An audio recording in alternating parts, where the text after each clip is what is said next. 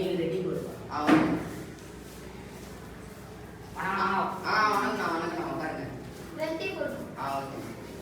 நான் டம்ளர்ல வேணுமா கப்ல வேணுமா? நான் கப்ல வச்சா உடம்புக்கு நிறைய பாதிப்பு. இதுல போடுறோம்.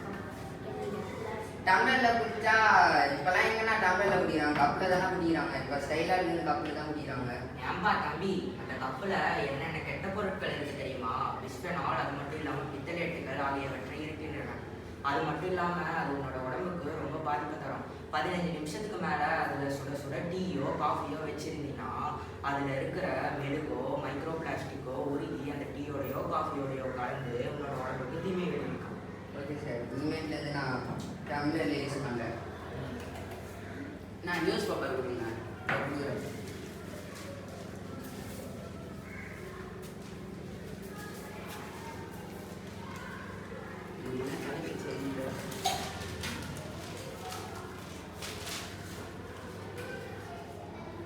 சென்னையில் பெருவெள்ளம், தண்ணீரில் தத்தளிக்கும் மக்கள்.